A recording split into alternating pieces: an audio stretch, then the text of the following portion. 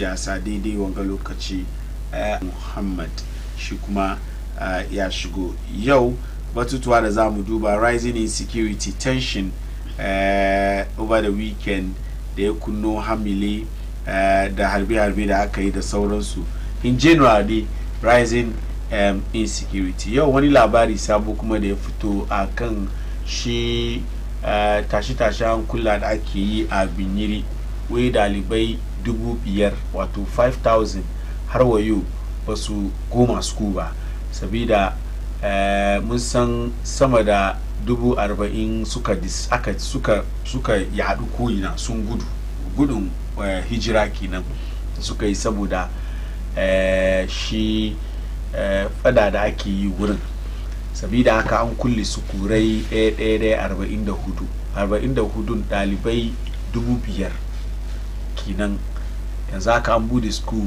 yara na school su ba su school.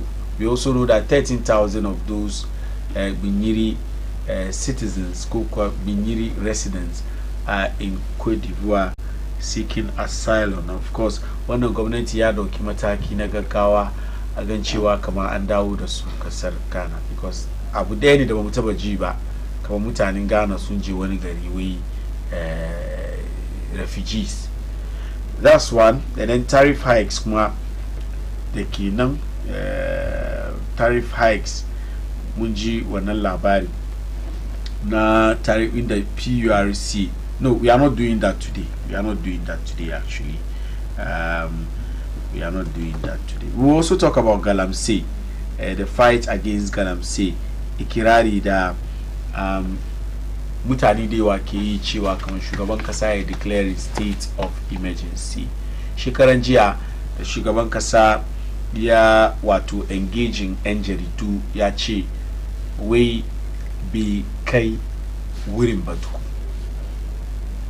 wai bi kai a declare state of emergency ba akwai mutane da yawa da basu yi ra'ayi da shi ba suka ce lokacin da kuke opposition nan da shi kuke kiran Akufo-Addo ya declare state of emergency sai ya kai inda bai kai ba inda ya kai lokaci don me yasa yau kuke ce mana bai kai ba.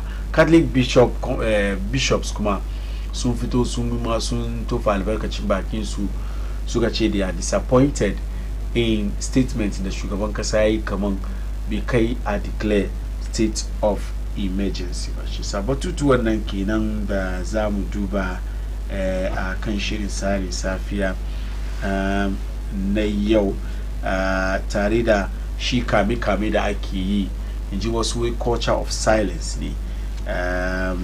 Afenyo Marquez ya ce shugaban kasa John Dramani Mahama da nasa gwamnati su mayar da hankali kan a aikata ayyuka da suka yi magana mutanen Ghana alkawali kamar idan aka kada musu kuriya sun yi ya so su bar wato kame na mutane da suke yi. Mun san fira kuma da Martin Bebu kuma yayi. The biggest story actually is the big push da shugaban kasa ya lunch jiya. Sannunku da zuwa.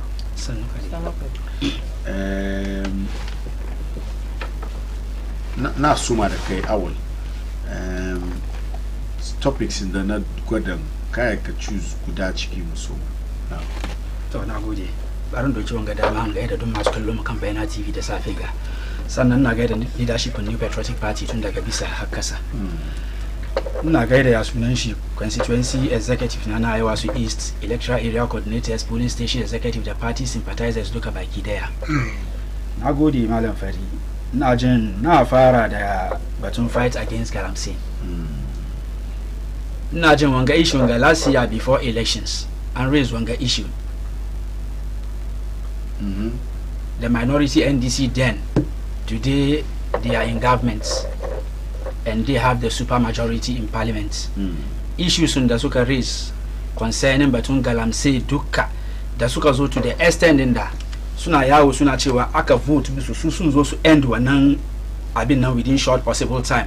To that extent da aka ce ma shugaban kasa ma ya declare state of emergency da yake an san kamar lokacin election ya ne saboda in shugaban kasa yayi wannan abin nan da yake ya affects electoral functioning da zamu je 2024 nan duka wannan strategy su NDC kenan yanda su suke ganin shi kenan saboda they are only seeking power because of abin ganga because of power. Yau ana ce muna kaman wai bai kai a declare state of emergency ba. To she jiya lokacin da suke kira a declare state of emergency nan she lokacin nan one stand shi ake suke kira a declare state of emergency.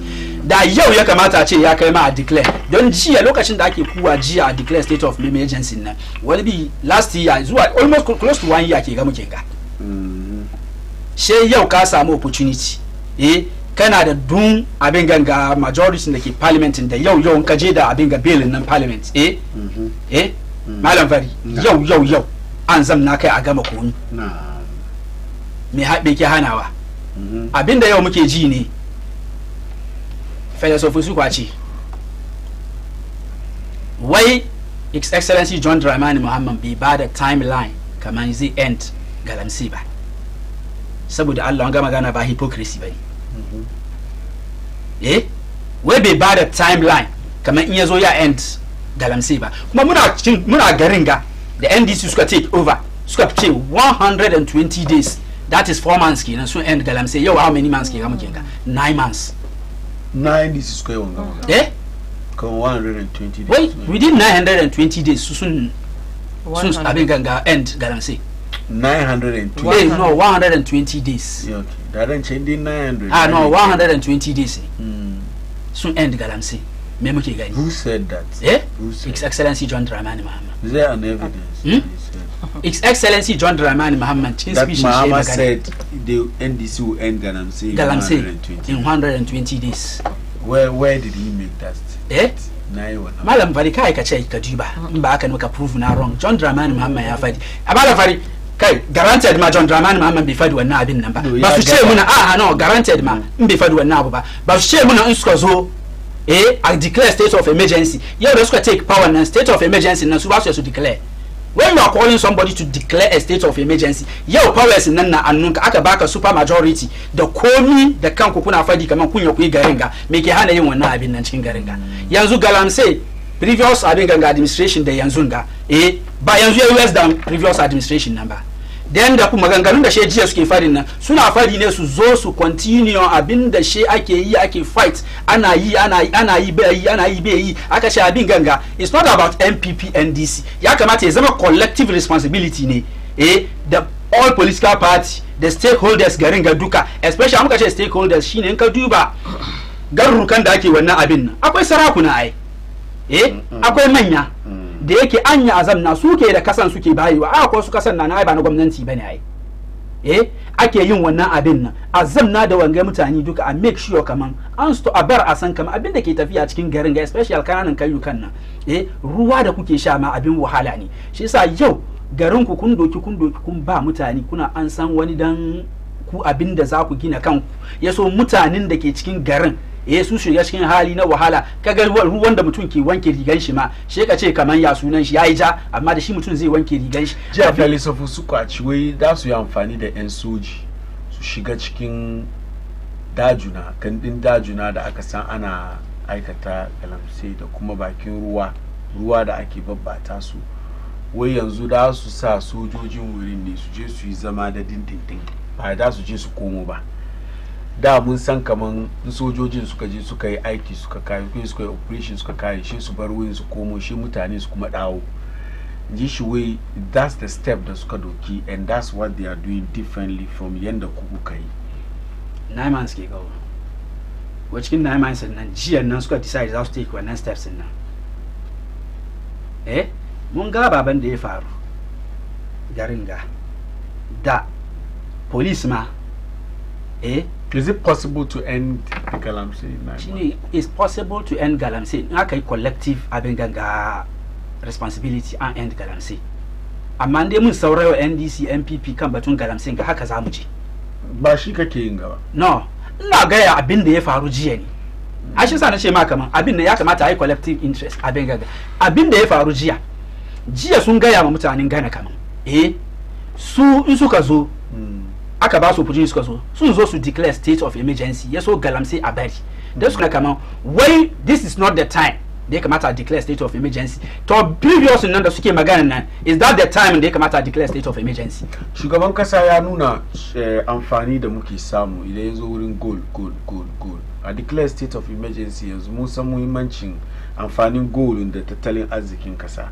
Nan declare state of emergency yau ba muna so mu rusar da economy ba. In that statement nan na gwada ma jiya suna play mischief ne ko? Is it necessarily? No. Statement nan na gwada jiya suna play samu dama 8 years. Aka fara zuwa wani wuri, aka zo aka kai wani wuri. She kuna ganin kamar abinda ake yin nan bai yi enough ba. Shi yasa the president must declare a state of emergency. Suka gaya ko dai mutane da ku da kan kuka sa aiki. His Excellency John Dramani Muhammad da kanshi yayi magana. Professor Frimpong Boateng yayi report to shi ya fito da shi ya implicate key figures in your party da yace suna yin galamse su da kansu. That's the reason why they are not even winning the fight. So you say about John Mahama who said something, or even within your party there were elements in your party who felt that measures in the Kuka put in place were not working. And I betun abega reporting Frimpong Boateng, Dr. Frimpong Boateng, Professor Frimpong Boateng. Yau lokacin MPP in bayan take measures kan reporting Frimpong Boateng ba. Yau NDC na kan power. Wannan abin nan da suka saya kai suka ce a declare state of emergency yau suna kan power 9 months. Mutanen nan dukan nan da aka ce an implicating su cikin wannan report nan, they are all in this country. Who says they have not worked with the report? Maybe sun duba report suka ga kamar based on reporting da ke ajiye da yanda suka ji magana nan da Frimpong Boateng yayi. Maybe they have to take their time. Maybe they have to take a second look at it. Yeah, so based on reporting, they're not allowed to do that. Based on the reporting, suke cewa kamar ya kamata a declare state of emergency. Shi suka ce wani bi then government nan, wani bi mutane shi ne. Shi yasa be yayi aiki da kan reporting nan da kyau ba. Shi yasa yau ku kun zo kan power 9 months ke ga. Wani initiative ko put in place kan batun abin ganga end of abin ganga galamsi. Shi dai abin nan west yake yi. Kullum muka tashi ana ganin abin na west. Da aka abin ganga site kamar ana so a kara kudin ruwa. Malam Fari bai batun galamsi da ke bata water body mu ba. This the same government inga da suka propose kara tariffs on water. So in maganan ga. Shi sa all these 9 months inga nan they are sitting aloof ne kawai suna kallo yaso mutane su kai ko kuma deliberately ne they are doing it. When we deliberately they are doing it because mun samu abin ganga chairman NDC da yazo public kamar yana galamse. Mun ga video da wani ke site aka yi magana ya call executive member NDC suka yi magana da police kenan a bar su yi abin da suke yi. Shi yasa yau abin yayi wesin nan. Shi yasa an zaka yi shi yasa nake cewa kaman abin gangan zai a bar batun NDC MPP. Are you collective abin ganga responsibility so a end don abin nan in problem nan yazo da ni da kai yau ruwan ga dake aje muke shan ga mutane nawa cikin gana wani bike sai bottle abin ganga ordinary bottle water ga wani nan pure water ma sai shi yana bashi riya ruwa ma shi ya dibi ya dafa cikin gidan sannan sha wani ma bai dafa ruwan ma zai sha shi yasa irin ababan da ya kamata mu duba kenan kan mu duba interest mu always interest mu shi yasa fight against galamsey inde ba za a bar batun NDC MPP a fight abin nan ba haka zamu je ko shekara nawa ne inda zamu kare no kenan. All right, Ajiya shigo ciki. To a'udhu billahi samiul alim minash shaitanir rajim bismillahir rahmanir rahim.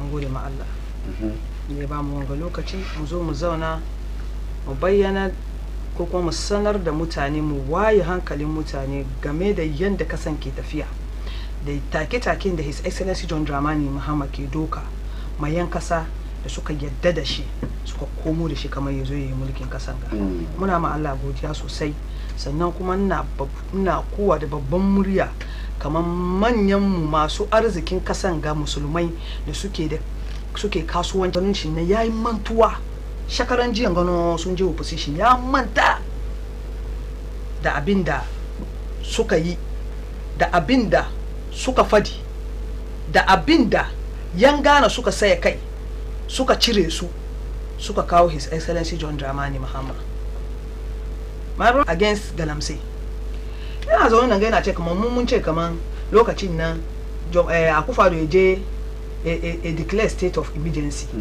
me yasa yau mu ba mu yi Akufo-Addo muna garin ga yace kamar shi ya put presidency shi online for the fight against Galamsey. At the same time she minister shin da ya aje lands and natural resources yazo da report kaman mutanen da ke Galamsey na suna cikin falsafa su da shi wurin yau yana ce kaman jama'a na ce kaman mun sani tattalin arzikin da muke yi cikin da gold saboda muka yi haka nan ya kawo mana economy mu je kasa to me yasa lokacin nan mu muka ce kamar declare state of emergency lokacin nan kudaden da ma kuke samun daga cikin gold nan da ke bata muna kasa da wanda kuke zo kuke rance kuke kawo duka ba mu gani abin da kuka yi da shi cikin kasan gaba sa definitely ya kamata ma ku declare state of emergency ne saboda wadannan albarkacin gold board ko ba komi sauki ya zo muna cikin rayuwar mu kasan ga yanda da ake struggle for 8 years ago yanda ake struggle a ci abinci yau ba shi nan haka nan duba ya san ina zaune ga politician ne ya san kaman kamin a zo a ce ana inaugurate mu gwamnati mu ba kaman irin nasu ba kullun na ga musu kaman ya bai wa ta samu DNB mu kamin mu fito mu zo kaman yanda jiya aka je aka kaman mun vote mai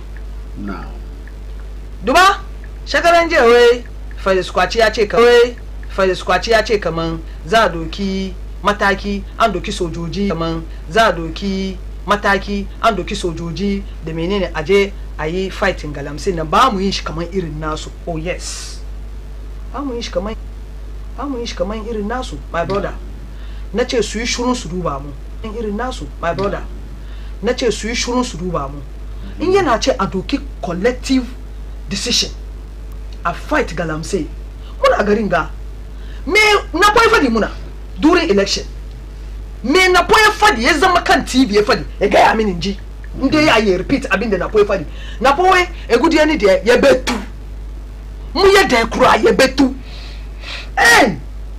presidential running mate o ya ce kamar egudi ani de ya betu shi ya kara mi kai ya betu ba ya betu no responsible no why he didn't say do Galamsey sa time no omutu no a say nsuo ama nsuo mu nam krampo ho a kire no nsuo mu no o ka kire Ghana for say omu betu no sa time responsible be na omu di tu ana na nsuo nyina asay no as a running mate of a presidential candidate nda Allah ya yi muna. What's the difference between what he said and what Muhammad said? That come on, Nyazo power ya release wanda aka kama su suke yin Galamsey. Bai ce haka nan ba, ya ce kaman yazo ya release wanda aka kama su domin sunan they are not the rightful people da Galamsey da suke yin nan nasu ne. Amma saboda Kingpins da suka sa su sunan laborers ne o. They are just laborers. They are there to earn daily bread so. Laborers ne aka kama amma wadanda ke da champagne suke da excavators nan da suke wannan aiki suke recruit wadanda suke ba su 10 city 20 Ghana nan su suna nan an bar su shana kama laborers yanzu an kama kingpins wani kingpin aka kama shakaran jiyan ko ba kama kingpin ba mu muka zo ga ai kun gan kamar excavators da muke seize yawancin su suna da rai. No, what I'm saying that is that what I'm asking is that kingpins nan da shi suke sa waɗannan da jama'a mai ce yanzu ya saki su da ya ce ba su ya kamace a kama ba kingpins ya kamace a kama 9 months ke ga da jama'a mai zo power wani kingpin aka kama malam fari lokacin da ya fadi wannan maganan nan ba 9 months in administration of Akufo-Addo ya fadi wannan magana ba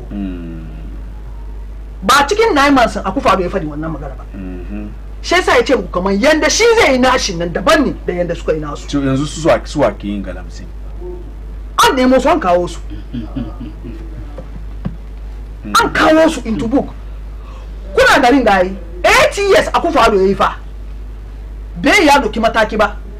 Wani ya zo 9 months bayan kun bata ruwan nan daga bisa. But don't forget. Kuna tambaya kuma waye zai bata. Mahama was in power before Akufo-Addo and Galamsey situation has always been like the way it was under. It is never. Lokacin da Mahama ke power, kami eftan nan, she an kobra river na ya bata ni. So ya when lokaci Akufo-Addo ya ce ya put presidency on the line.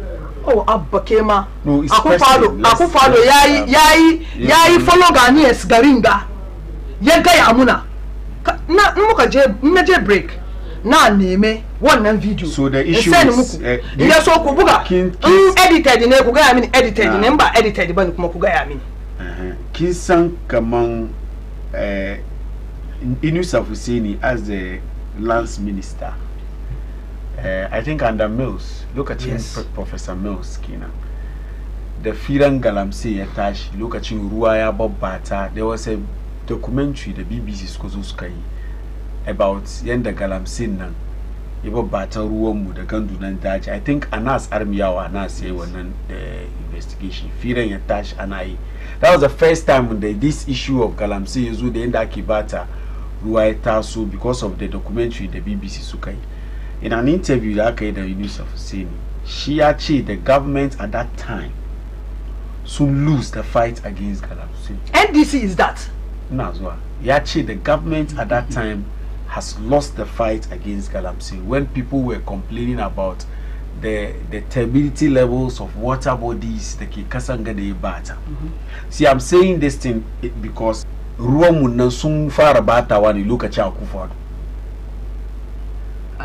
Kagama, nzo ciki? Yes, Zuzu. Na gode. Madam Fari. Na. Inusa Hussaini, minister wani regime ne. Ba NDC ba. Yeah. Ya fito ya fari gaske ko we mun lose fight against Galamsey. Da yamin cikin NPP. Waye fari kamar sun lose fight against Galamsey nan ga edo kikan shi lafiya different pom bwati ya fito da irin report haka. Saboda shi ma Ghanaian ne ba don ya zama MPP nan ba, shi Ghanaian ne ya kamata ya gwada statesmanship shi.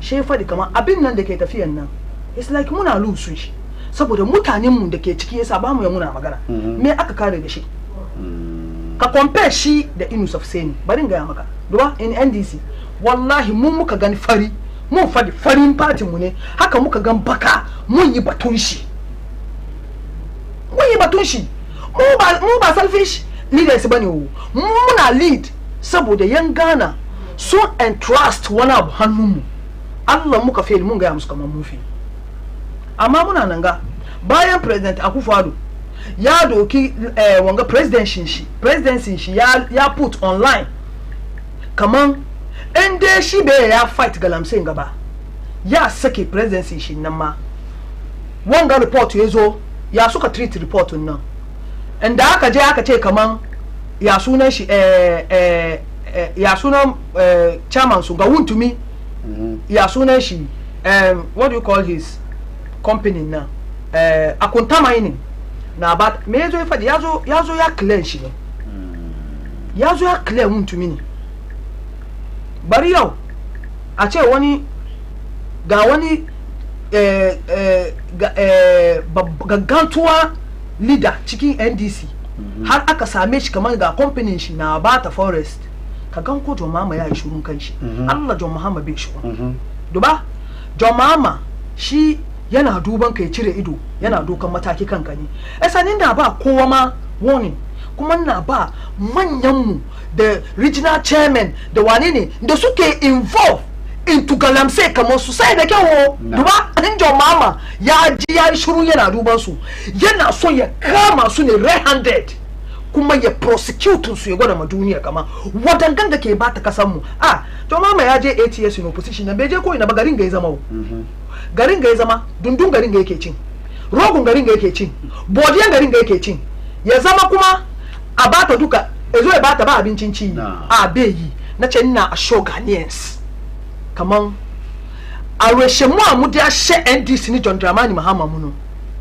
obedi juma na mamu but abin nan ne kamin kare finally duba ka gani a in kifi zai bata ya bata tun kan shin nan yana bar body nan ko ba susa cikin warin kan nan yana taba body nan ne NPP sun tun bata muna Galamsey issue garin ga for 8 years ba su yi komi kai ba duba ciki haka kashe mai John Mahama ya yau da safe ga wannan tambaya na kamar John Mahama wanda suka bubbuga shi da dusi aka kashe shi dan ya aka kare da su nace ai an kai su court an sake su wai zo sauran mutane uku ban san ba ko an jelin su ko ya aka yi da su wallahu alam mun gan shi garin ga bi iznillahi wannan bai kare faru kuma yan Ghana rest assured that John Mahama will fight this Galamsey menace and inshallah Ghana bai fanin tuma pa Ifra agode. All right, Ajiya Alimat Sadiya Akumapa kuka saurari na kana da wani ribata za ka yi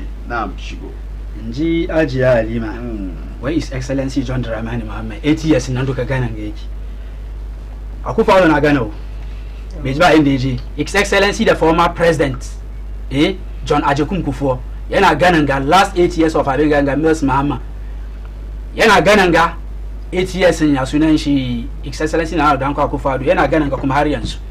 Shi yasa ba wani gwamnati da on record da kaman yayi mulki garin ga yaje wani wuri da zaka zai zama wani extraordinary kaman John Mahama shi yana Ghana yana cin menene dundu da menene kowa da kowa tare.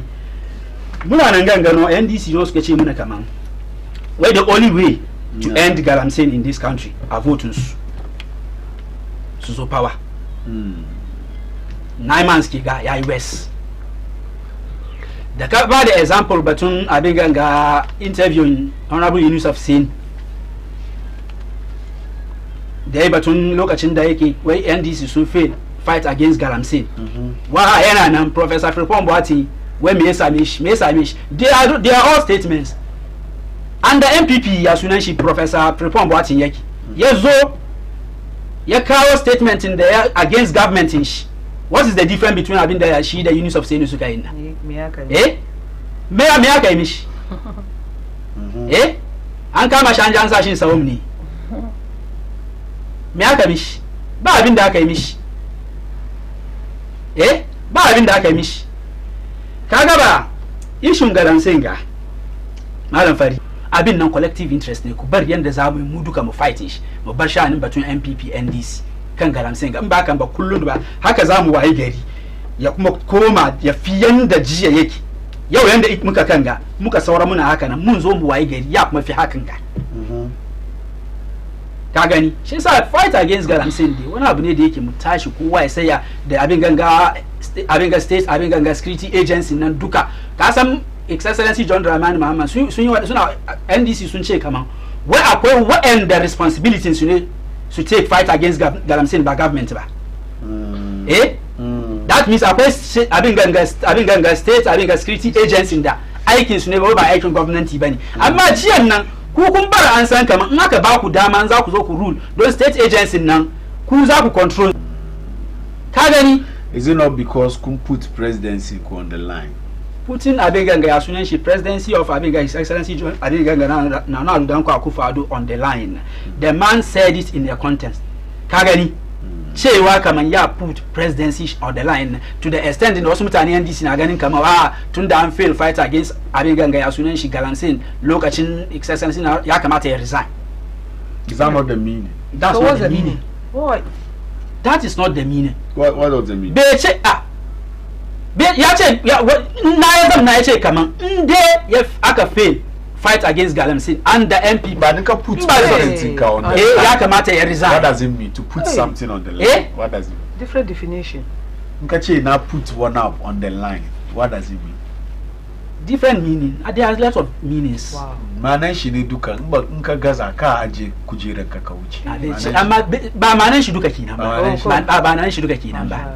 Ba manan shi duka kenan ba. Limitation. An fara wani wuri aka zo aka kai wani wuri.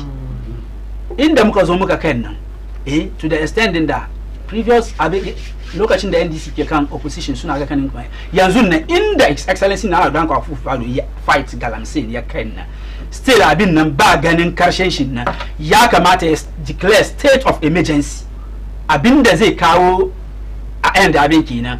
Unfortunately under His Excellency na Danko Akufo-Addo ba ya anyi ba she yau kuna kan power 9 months down the line Oh, you are repeating. ba ka iya ka declare state of emergency da kake call wani yayin nan ba malafari ni na ce kaman in aka bani opportunity ni na zama na kan kujeran ga zan yanyi abin da nake ce mu wani yayi bai yin nan yanzu ka samu kujerar nan 9 months kiga she bana after 9 months nan she kana cewa kamar a'a akwai the right state agency da za su yi wannan aikin nan kai ba aikin ka bane. Is it not a failure? Is that not a failure? Wannan mu bar ma masu kallon su kuma su tofa albarkacin bakin su. Kai ka send mana naka sako 0553-683-010 akan Facebook inshallah. Sorry, akan WhatsApp. Haka din kai ka turo mana sako akan Facebook inshallah. Idan ka iya. Akwai wasu messages nan ga. Good morning, I am Eben from Kwabinya. Finally, the big push has kick-started, and we believe that by the end of President JDM's term, most of our road deficits will be solved. Thanks to Mr. President for bringing good governance to our doorsteps. Greetings to TDC Boss Courage Makafui Nunekupe Nunekweku Mr. Kwesi Mensah of PSC Tema Shipyard and Honorable Agbo of Ga East. One way Imrana way Galamsey became worse under NDC during Atamil's Mahama era. Akufo-Addo did well to fight it, but the NDC as usual did politics with it. Tankowe, the truth is MPP chop their own and NDC too must chop some. We Ghanaians will be the ones to suffer in the end. Kekumaka katuro mananaka 0553-683-010 account WhatsApp. Ide shugomu character. Muduba, we are looking at the supposed culture of silence by Kamuda Kaima Abronye DC. Muna jin kaman lawyer da ya ci maganan Abronye na ya retire ko ya resign. Yeah, good. Mutum ya magana kama shajiya. Malam Fari. Astaghfirullah. Ya gana kunji ko? Kunji shine yau muke jin wayan ga maganganu za tutukan ga cikin Ghana. Ninga na zama very strong NDC communicator. Kuma ni communication na ban zagi wo na criticize ne. Kuma constructive criticism nike yi.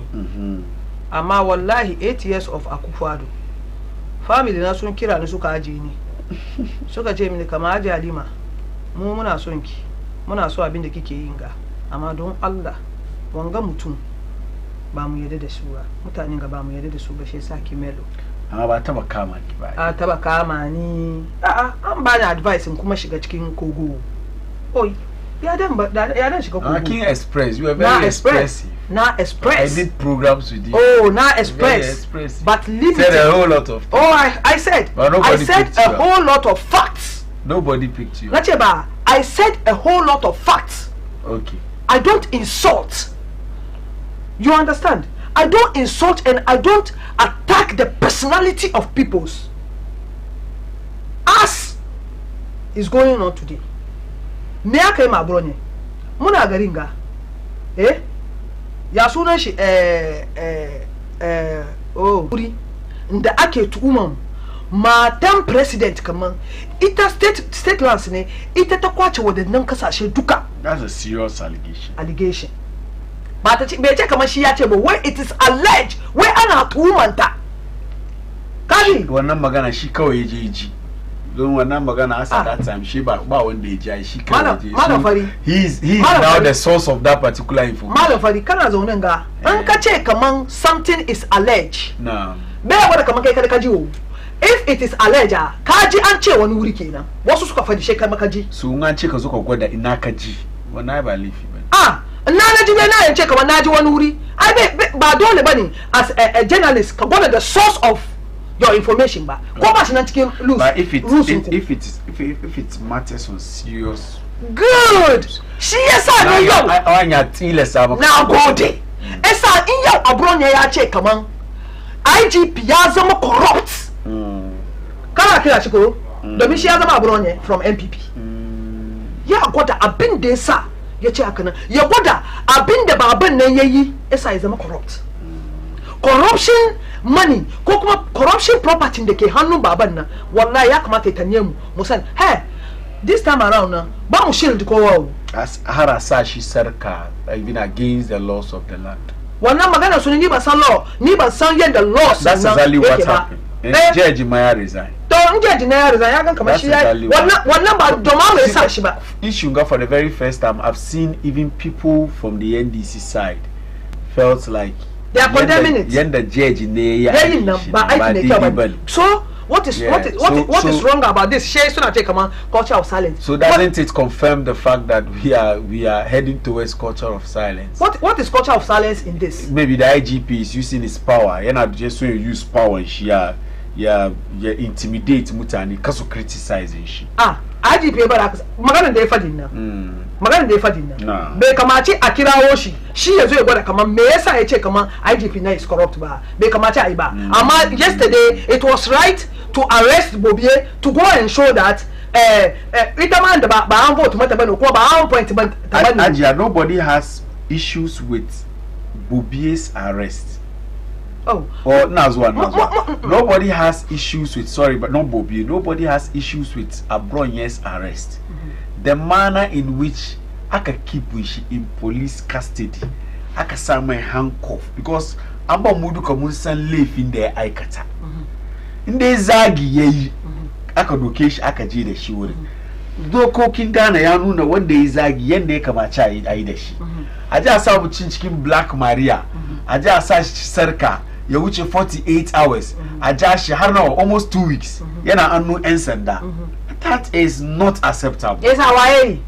The IGP. It's an IGP. I thought IGP. So no, I don't want you to drag John Mahama in. When you say the culture, no, the culture of silence. That's one. The culture. Maybe you talk about Magana and the Mahama about Aduki IP I track Mutani the IP address, but that's not even what we are talking about. We are looking at the culture of silence as in iko da aka sa anu shi IGP aiki da shi we ka criticize shi in ka criticize ka taka kafan shi ya tattaka dokan kasa shi ya ga ya ja kunnin ka ya gwada ma where the power lies. That's where the fear ko kere ke zaman ga that I know da ke usika no chaha one day you go and say something about him. Then they feel come even if you are NDC because of the power that he has been giving. So what our advice is that I make have been the laws of the country should let us know whether what he did is right or wrong. If it's wrong, me ya kamata shi da kanshi a bari bi kai. No, kinga ba. Ni ba batun abinda IGP ya bu. You see sometimes akwai prosecutor, state prosecutor na ke da magana yake zuwa da shi court. Sometimes state prosecutor na so ya ja kudin ka. Obeye wasem no ase meye nti dey bia okọ court no be ka say oh because of we nti no yen ko remand the department. My brother. Je be remand o sa ni na state prosecutor. Police ni no. Baringa amakona. Kaga na abronye. Abronye ya overdo abubuwan shi ne. Which partin shi ma ya kamata su bare san kaman ka overdo ne.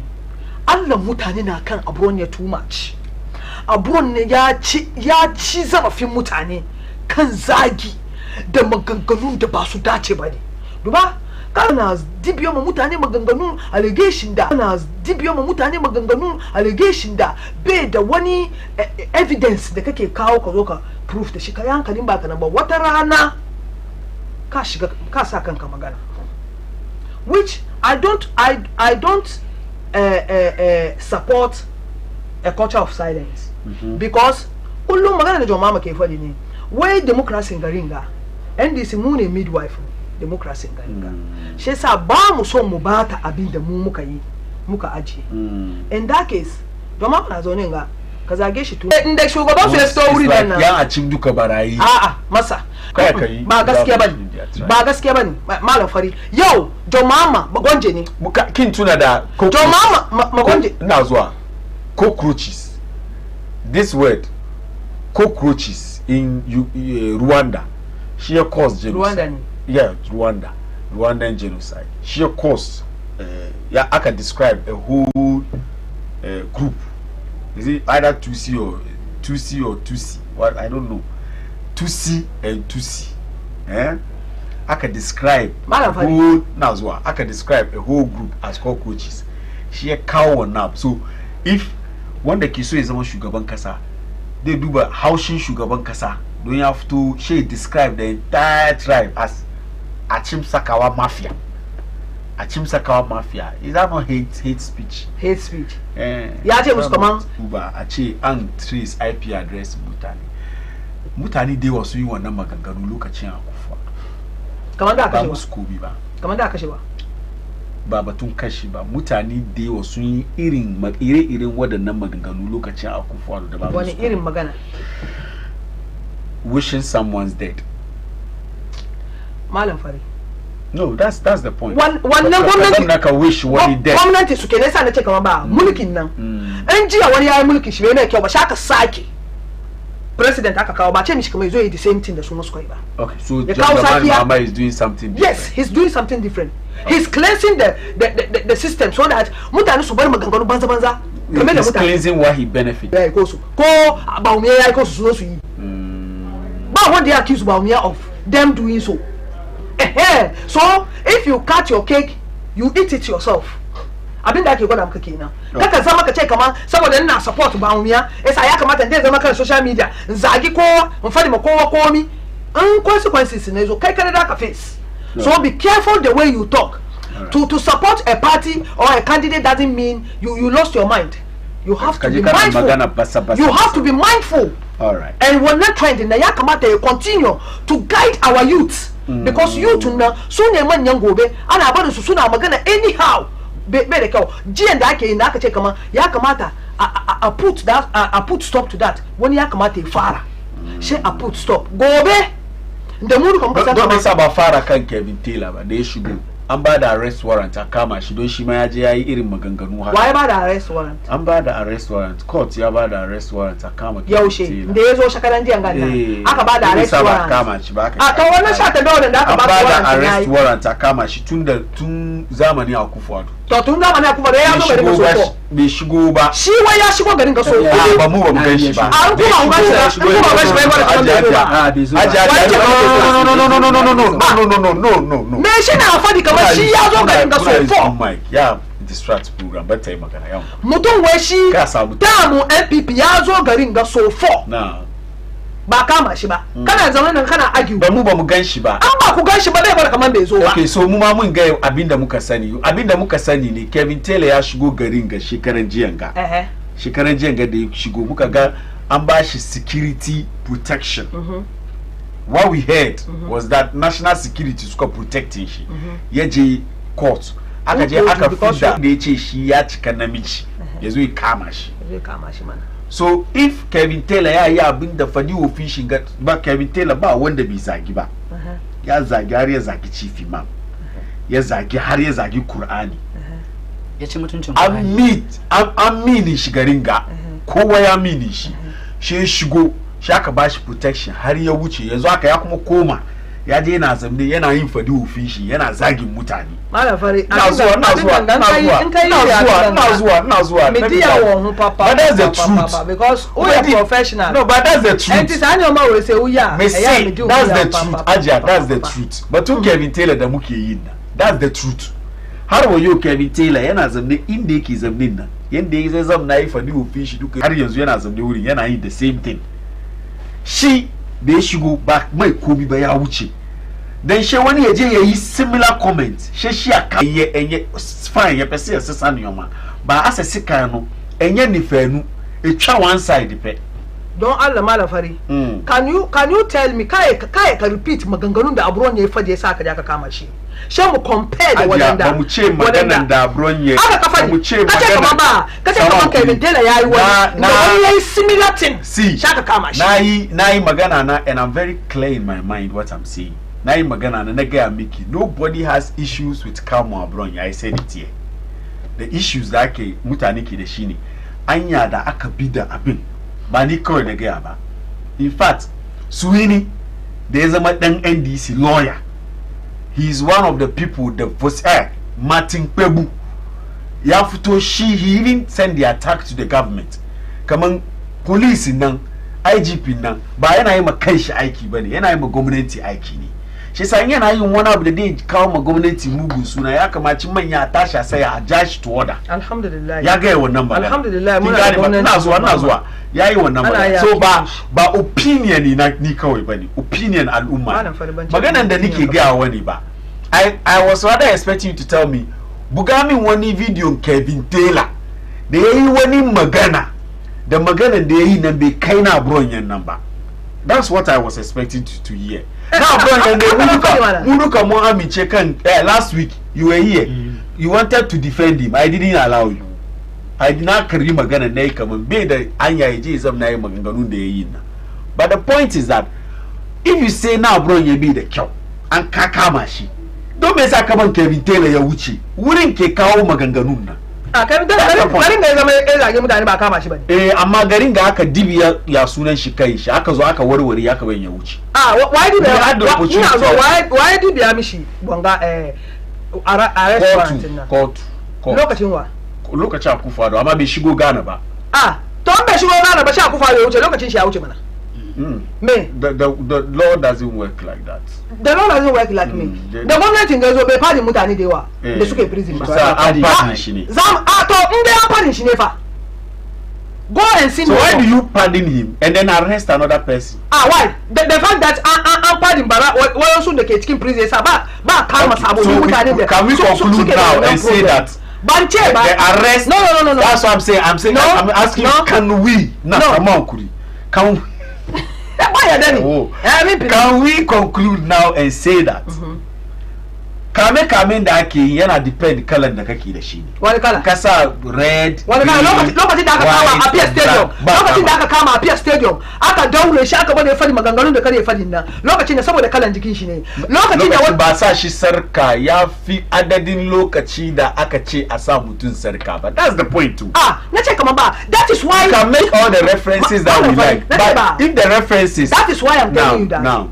We are fortunate to have the government of His Excellency John Dramani Mahama today. Come on, what we are go on, Beiba. People like Martin Pebu, who are in support of this government, are criticizing him, and nobody is saying because they are disappointed. Because they are disappointed with that action. They are not just criticizing. He says they are disappointed with that action.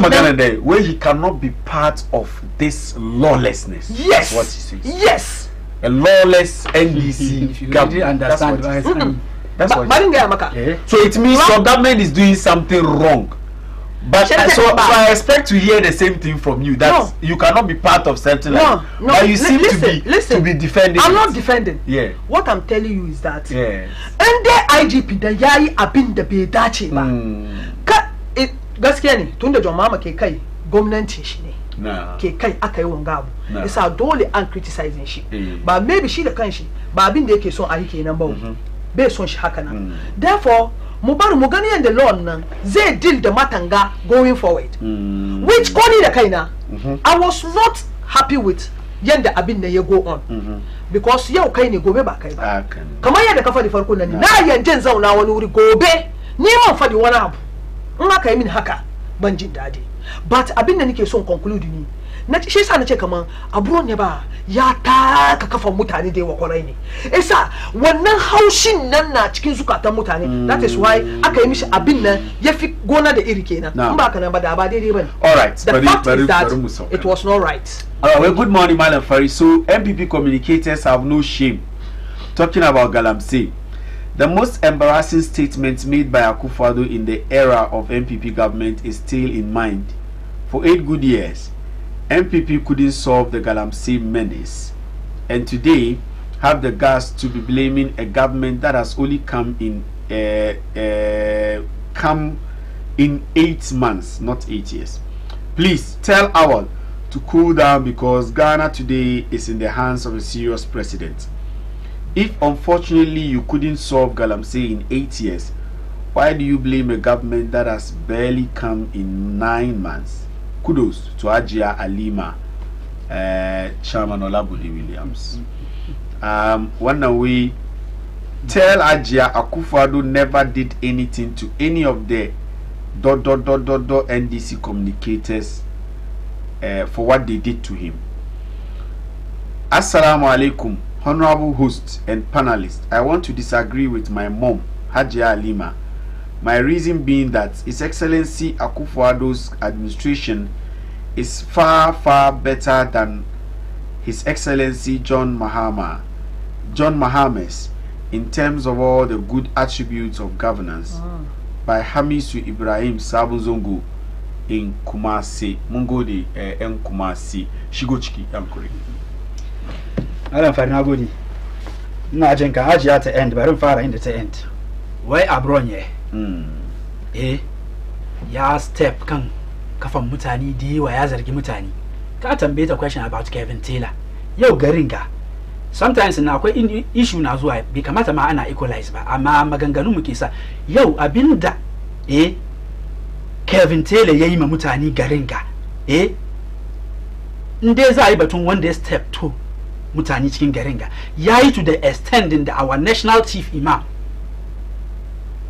lokacin nan Ajiya as an NDC member musulmai ne menene abin gangan responding to abinda Kevin Taylor yayi ya zo ya bada hakuri menene responding ki wallahi ya zo ya ki gafara ita ta ce bai da kyau ta ce ba wai ita lokacin nan menene responding ta to the extent da ya zo ya doki ya zagi Qur'ani ya ci mutuncin Qur'ani muna gari mazi continue because Kevin Taylor yayi shi sa abun ya kuma shi ma yazo yayi abinda yasa ni nake zuwa magana na ya zo ya fa ban ce kaman ya kamata abin ya continue ba abu mai kyau bane ai ba da farmu duka kana ba mu privilege opportunity muna zama muna magana nan ga amma ba mu yadda mu irin wayannan maganganun da mutane ke yin nan kamar da Hajiya ta ce in zan criticize na yi shi constructive abin ganga criticism ban yadda in wuce beyond abin ganga limits amma mutum kuma yayi irin hakan an wayi gari in ya zo ya zamna kan radio station ko TV station yayi magana haka da bai dace ba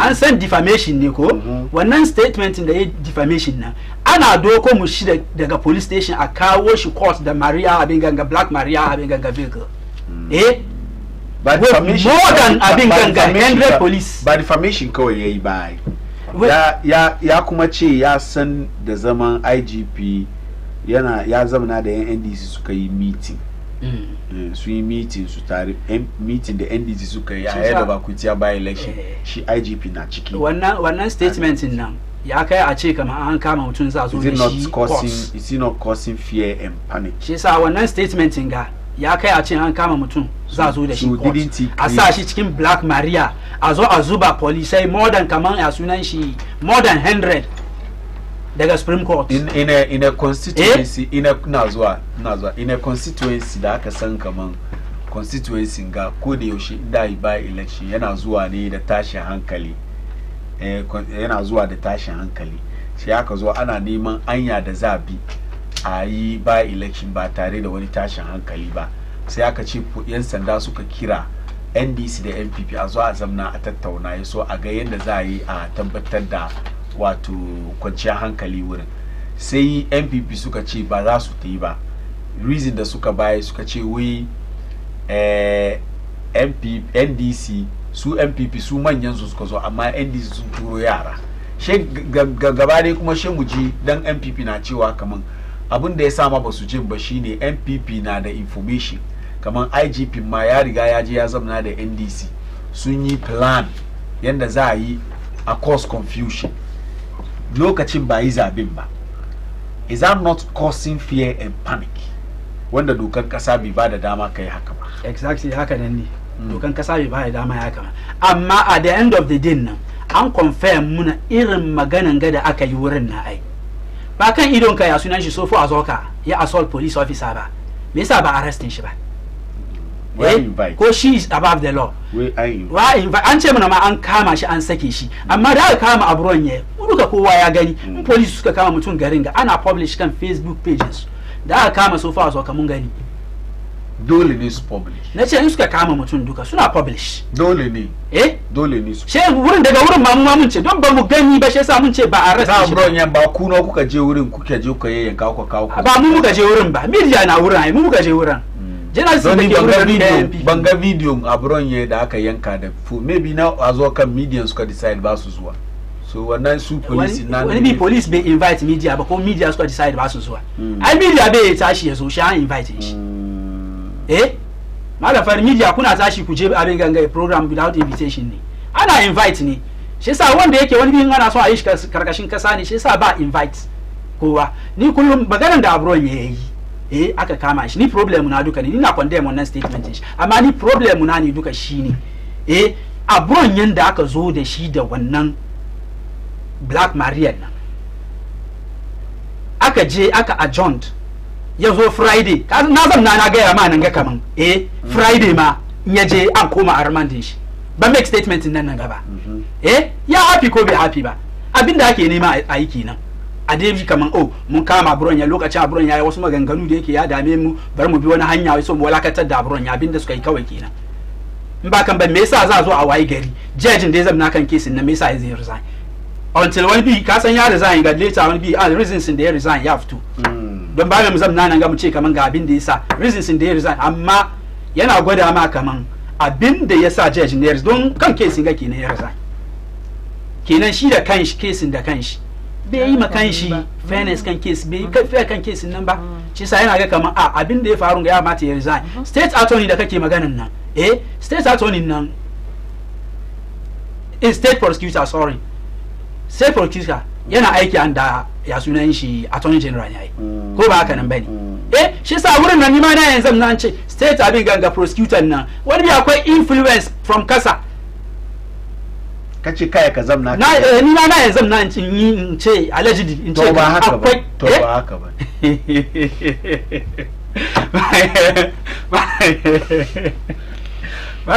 to ba haka ba ai kai baka aiki abin ganga sunan shi daga abin ganga state attorney ai aka ce kai ka zamna ka ce haka shi ne ma ne ba kai ma ka zamna ne ka ce min ba haka nan bane ni kuma na zamna na ce na yin ce haka nan ne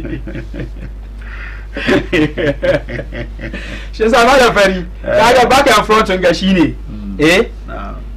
culture of silence da NDC suke decide suna kama bari mu mutane MPP duk mutum da zai zo ya fito ya criticize this particular government duka ko wanda zai zo ya fight wani against this government ya kamata mu silent mun ga ababan da mutane NDC suka san na suka yi maganganu lokacin ya sunan shi Akufo-Addo me ya faru wanda shi aka riga aka zamna already aka tagin shi da violent da menene wanda aka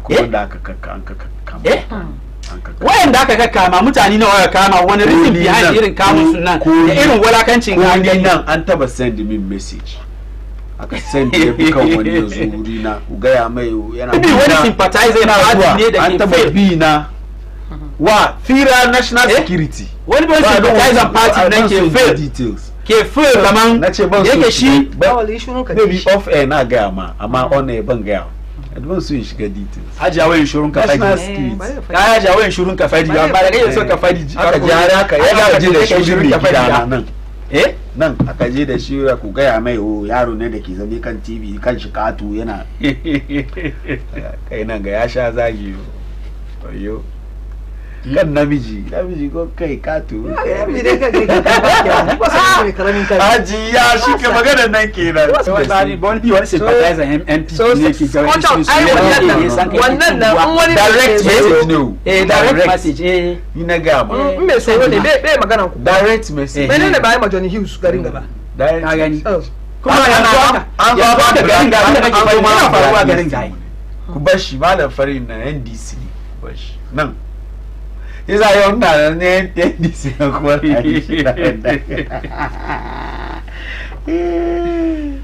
yi magana ina ji muna shi yasa kaga da bari bakin kai sauka abinda this current Ganga administration His Excellency John Dramani Mahama suke son ajiya wai ta lokacin MPP wai an warning ta aka ce ta yi measures maganinta ajiya muna kallon programs ajiya ba abinda ajiya ba ta fadi amma ba wanda ya zo kama na zagi ba wanda ya zo kama ajiya wannan riga ni ban zagi ba wanda yazo ya kama a nace ni ban zagi withdraw ban ce zagi ba ni ban magana ce ba magana zaki yaki zan na waki fadi nan ganga amma ai batun zagi ya ni ba ba tun zagi ne ana zagi ake ni yanzu ka ce ba abin da ba ta ga yanzu ya sunan shi abin ganga fancy comedy da aka kama shi waye zagi aka kama shi sun yi batun banza ne ka gani shi sa nake magana an ce statement wani magana da shi sa ana magana zagi ciki don ba batun zagi da muke yi da zuwa fancy comedy da kanshi shi bai zagi kowa ba shi kuma bai yi wani magana ba kamar dai dan dalilin da nake zamne ni ban zagi kowa ba ban yi wani magana ba shi ka ce astaghfirullah mahama wani abu haka yayi bai ko kuwa kai ka tashi ko she in ce kaman wannan isa ce ko she in ce malam fari John Muhammad isa gunja mafiya ko fadi wannan malam fari ka tuna kaman garin ga kan Muntiye FM wasu suka zauna suka yi wasu comment an kama su ya aka yi da su amma ba da sawan ba mun je sawan mun je mun gaishe su malam fari ko an saki mun ce da ya za ta compare batun mun ce da maganganu bari ga maka amma batun mun ce da aka find masu gidan abin ga jaridan su aka find su suka biya aka kulle su kuma sannan aka zo aka sun serve jail sentence su no because kamar 3 months aka ba su ko bai kai ba shaka padin su ka san yadda muka mun feel ba dama daga baya mun gan kamar no right ne lokacin nan wake kan fawa Muhammad ke kan fawa na gode mun tiye 3 shi yasa aka compare ba ki compare batun shani mun tiye 3 inda lokacin nan lokacin suka fadi sun ce ne kamar ba wai judges da ke zaune kan wannan case nan an suka bar magana ne je wrong an san gidan kowa the same thing ne an bi su shi ne ke cewa kaga wani comedy yake ce kamar maganan da ya ce kaga ba ina zuwa nan ganga aka kama wani police wai dai yi ku saboda an kama shi da knife kitchen knife da menene wuri shi wai dai yi ku esa fanti comedy magana shi ya fadi nan dai bai ya je ya ku ya kashe mu na president mu ko ya kawo mu ba ina so shi bai fadi ba kan platform shi nan yanda aka faɗi kan platform shi kaman wani ya ce kaman ni na samu ma na kashe president nan da kan shi yanka kan matan shi nan me shi dai bai yi stage ku yasa aka kama me shi a investigate shi ma ga ko ku yake plot ne na fancy comedy nan dai what are you talking about 05563301 let's pick some calls we pick one or two calls masu kallo kuma su shigo ciki so mu tashi 05563301 batun mun tiye 3 the issue got two different scenario ne kaga mun tiye 3 there is a case of ongoing in the court in kai wannan magana na is a contempt of court lokacin na wannan ko wane ne sai John ba abin ga shi ba convicting shi abin ga for fun ba contempt of court dan time na Samuel ku kawai ne da yazo first time aka ce ya je ya sin no more amma ka bari je magana ya retract wannan abin na Stephen Atubi ga NDC da ya sunan shi dan jarida mutumin MPP ga an convict his wife what 10 days ya kura ki kan lai Assalamu alaikum hello Assalamu alaikum Ola Bodi ka send me one message ya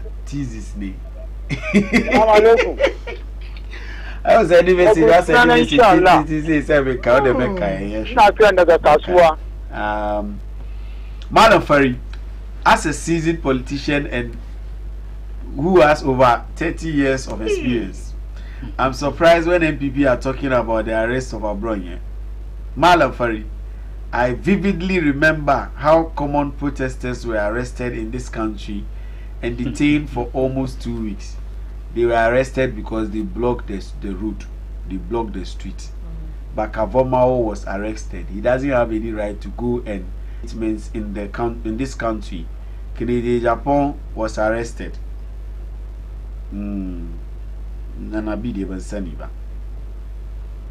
Did the police arrest them?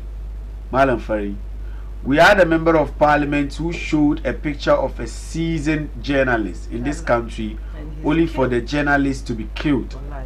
What did his government do in this country? Crime has no expiry. The NDC is in power.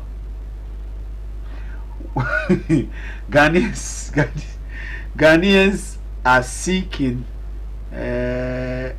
and tired of the MPP in the last election, Is Dr. Bamia serious at all? In the voice of Olabudi. Why do you apologize after saying the MPP government performed better than any government in the history of Ghana, only to become the worst performing government in the history of this country? Ghanaians are watching. Kudos to In our youth sports, yeah, very well, good morning, Malam Fari. Do you remember Muntie 3? NDC and MPP are driving this country into ditch, and we should be careful. Solo Medina. One away, Malam Fari.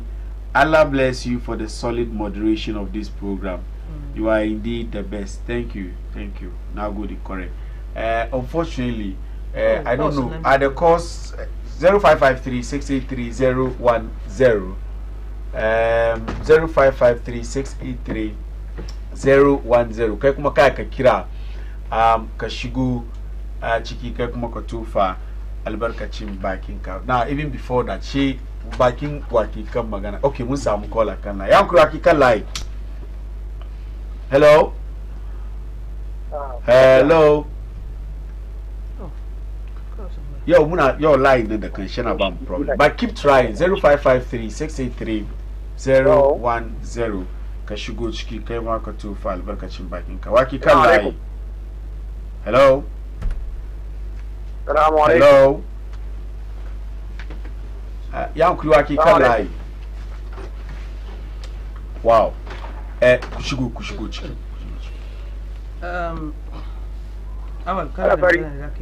To shi nike magana game da kaman batun mun siye train nan nike cewa kaman already before nan ma shaken crunchy she man sentences to 10 days. That one has to do with Supreme Court petition case. Now Muntie 3 has nothing to do with the Supreme Court. Go back to Supreme Court petition. No, but to Supreme Court. No, but to Supreme Court. No, Muntie 3 the same petition. Supreme Court election petition. Muntie 3. She said nike che maka say different abega. No, the same petition was 2013. Yes.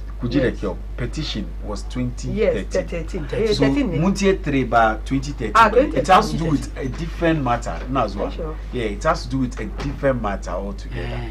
Even Muntie 3 was not 2012. Muntie 3 happened after the 2012 election. Yes, I think close to 2016 it happened. I do remember that. Are you sure? Not to need the one. No. Yeah. But in chipping kadam. Not tuna kaman batun court case nani da aka kai petition. Suke batun election na.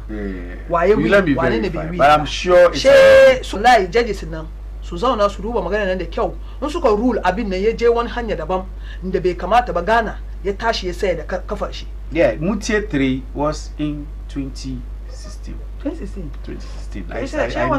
I know that for a fact. Because I remember the case in Nezu, she now one would go the Nikina. Gwanda Nikina, look at Niki is a Kalu. Alek Salam. Niki Kalu and then Daki. That was in 2016. Yimagana Naji. Nachiba. The pen that you know. That is, I think that is politics. Online be the job. No. That is, I think politics be the job. That matter Mubari. We move for the politics. To 1992, Nina Faro vote. 1992, Navarro vote. On that time, Magana. That's a Jebaba and Kamaka. Discipline and none. Among you, the Facebook is so coming so cool as I did a fine. You need to go to Mayaram with the house. No. That's you politics. When the more advanced it's politics. No. Who West Africa? And a Bubom Mukazum Kazuma, yes, studio.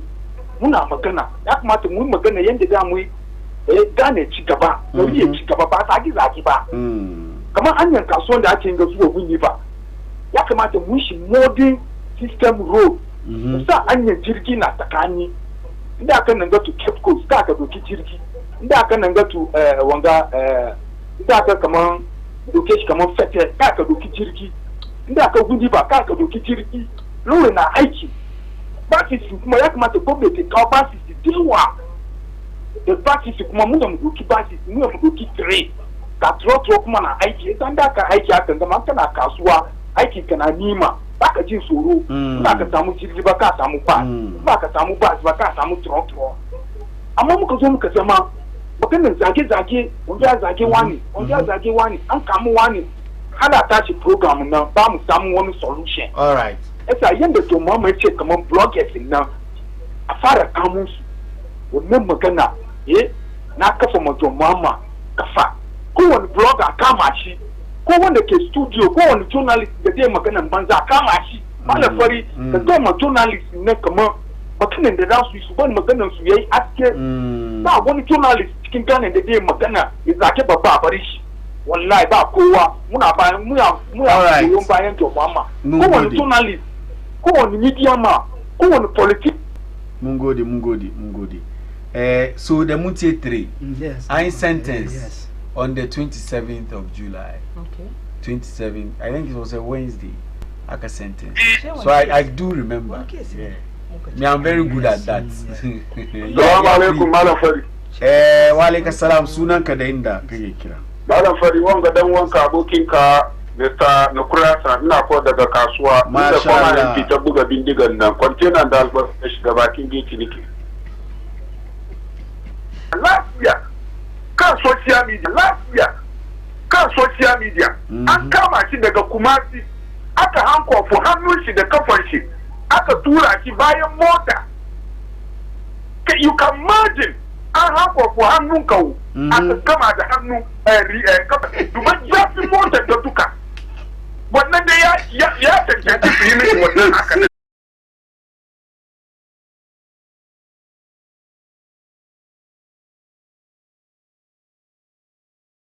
da ya ce ku ba ku jefa min kurna sai sa kuma ba abin da zan ce muku tuba ku ba amma shi bai faɗi haka ko ya don yana ya san kamar su da yanka sai sa tattaman da san kamar su da yanka sai sa tattaman mama amma da miki baya ko biya mama amma da miki baya ko biya je sosai so amma to di jema muna roƙon shi ya yi da nifo no crasa. All right, I think enough of the course. Yeah, Isa. But we down to the 1 minute. Ya yi magana fine. Wai a bar sam na rasa ya call. Ya yi magana fine. Wai a bar sam na ana zage-zage a the end of the day ya yi zagi wai mutane NPP ba su tsoron Allah. By the end of the day ya yi zagi wai mutane NPP ba su tsoron Allah. Ba zagi bane. Rashin tsoron Allah ba zagi bane. Malam Fari tsoron Allah an call. Banda wani bi Hausa program station. Mutum ya call yana contribution shi ya ce direct kaman this political party mutane nan ba su tsoron Allah in ba nan gan nake yin wannan abin nan ka taba ji Malam Fari ba shi amun tsoro nya no mutane NPP ba su tsoron Allah amun wunya me ba magana ba state ba ko abin gangara statement in 1 minute don't address yayi ba so ba ana look mun samu wani situation me shi ya call ne yayi maganganun shi fa ke da sauka shi ne ma ina 1 minute ban so ya muna address callers ba ni time callers nan muke nan ga magana ba ni time you see the reason why I don't want that bare ba ni time callers now ya zamna for the past 1.5 hour yana kallon ka kana maganan ka yasa shi ma decision shi ne yazo yayi nashi nan don address it amma ba ku tsoro Allah dai ba zagi ba ni ban allow wani ya zo ya kira ya zagi ka ban yi wannan sam indai da kai na stop ka Malam Fari finally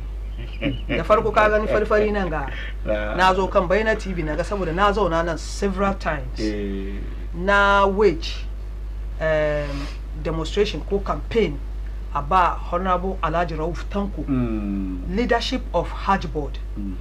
His Excellency John Dramani Mahama ya ji mu grassroots as a listening government ya bashi kuma na assure His Excellency John Dramani Mahama kan dandalin ga kaman His Honorable Alhaji Rauf Tanko bai sa shi kunya don ya taba yi ya gani ba zai sa shi kunya ba amma abinda nake roka ne wa'anda Alhaji Rauf zai jawo ku yazo ya kawo ku jikin shi don ayi aiki mai kyau duka ku ji tsoron Allah ku cika mishi gurin shi a samu a dace shakaran jiya ina gida na samu call daga Plaza House aje ai abin da kike so yanzu hankalinki ya kwanta na ce ba ni nake so ba yanga nake so suka ba mu karan su muka yi kuwa His Excellency ya ji mu yayi muna finally ina rokan NDC party Madina constituency yanda MC mu ke tafiyar da aikin shi cikin Madina a lura saboda mun je mun ga mutane wani abu suka bi mu suka vote muna. I want a video. Yanda ake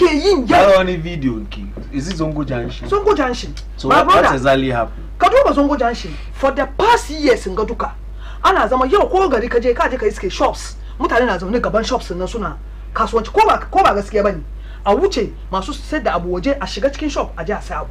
Haka ake yi. Kowa didibi kakra.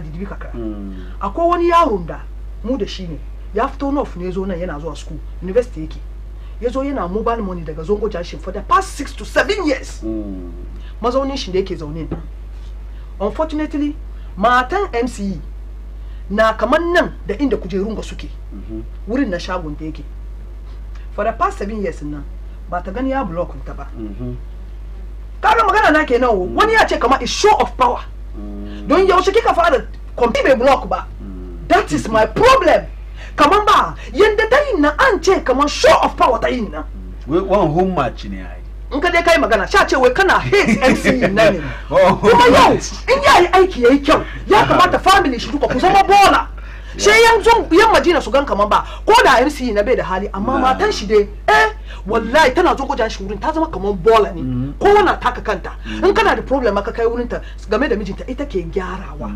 Wallahi da muka kai wuri aka ce ita ke korin yaro na ce a'a ba ita bane don na san ta for so many years ba ta nan haka nan for my surprise da ta zo shon da ta yi wurin ban na gane kaman gaskiya ba komai nake karba wurin ba kar a kore yaro nan wurin na saboda wannan yake duban kanshi yake zuwa da shi school mun promise youth kaman muna zuwa mu create musu ayyuka esa me yasa wani na yin tunda yanzu za a kore shi wurin nan ya je yayi me problem na duka kenan she suka ce wai don ban son batun MCE nan ne kuma ni gaskiya ba ya kawo wata ta zo ta contest position na ban fushi ba inda muka kare ban win ba na bi shi muna campaign menene problem ni da shi ba mu da wani problem saye problem shi ne da shi MCE da muka zo power ya je bisa ne eje ne me abin ga forestry bai samu ba kani ya zo wadanda suka pick forms na she mun ka je muka support wata haje na siba doctor problem shi duka kenan wai ba mu support shi ba yasa mu da ba mu support shi ba ya zama kyau ne honorable faida